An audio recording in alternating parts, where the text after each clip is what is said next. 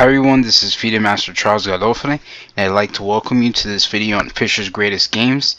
In the following game, Fischer has the white pieces and he's playing versus Julio Bolbochan.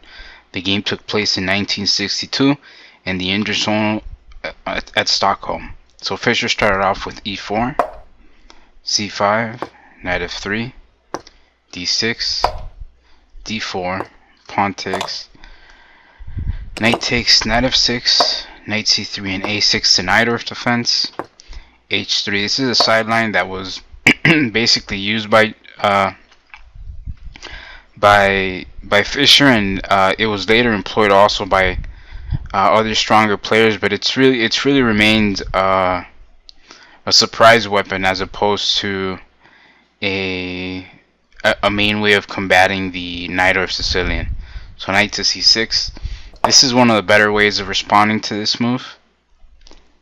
g4, knight takes d4, queen takes, e5, and queen d3. So bishop e7 and now g5. This move is considered to be a good move by many annotators.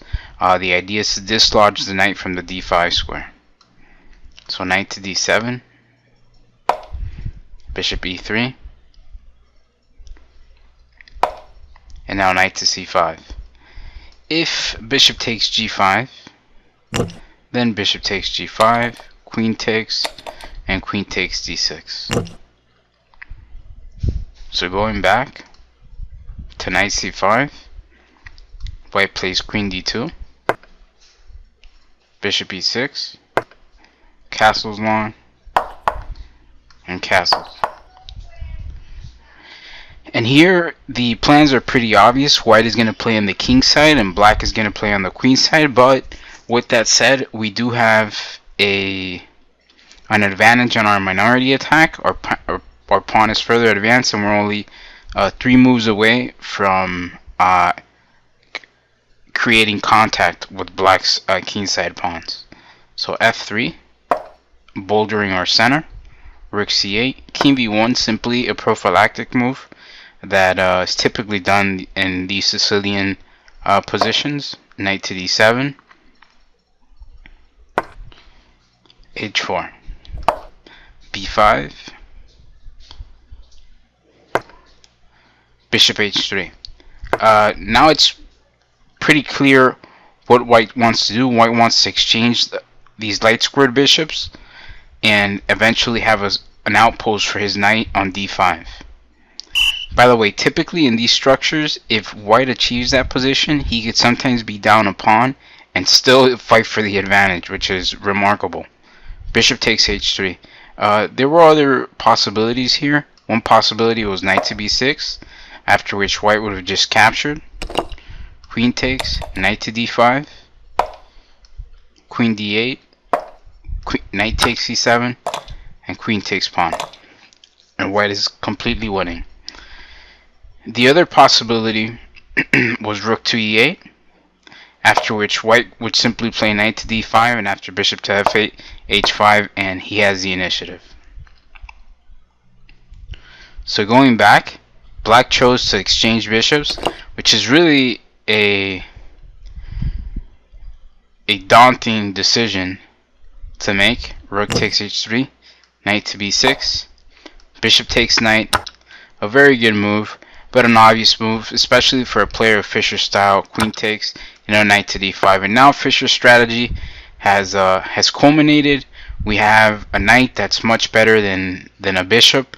The knight is basically probably almost as good as a rook. It's at least worth 4 pawns. Queen to d8, f4.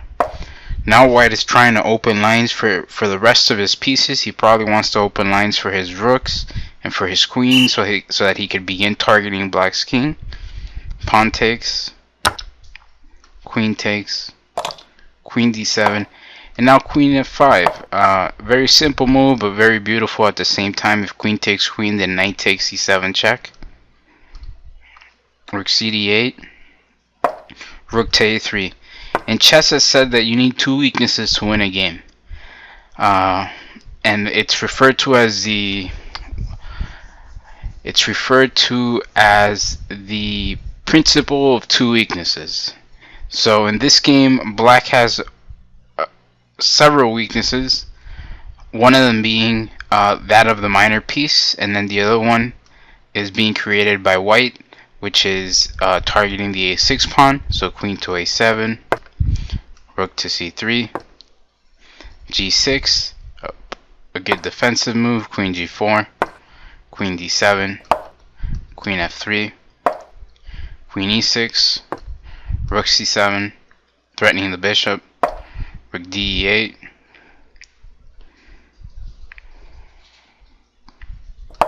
knight to f4, queen e5, rook d5. Finally, the the last piece enters the game, and white shortly wins thereafter. Queen to h8, a3, h6,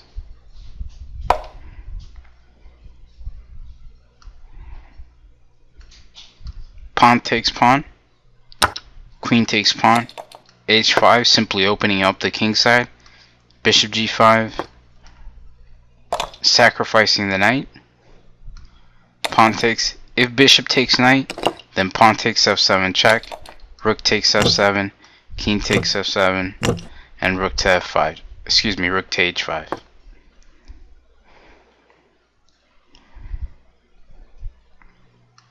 So after pawn takes pawn, queen to b3, a nice tactical theme, rook takes f4, if king h8, then knight takes g6 check, queen takes, rook takes g5, rook f1 check, king a2, queen takes g5, queen h3 check, king g8, and queen takes f1. Completely winning. So after rook takes f4, rook e5 check, king f8, rook takes c8 check, and black resigns. Basically, the game would have concluded king takes e8, queen e6 check, followed by queen to c8 checkmate.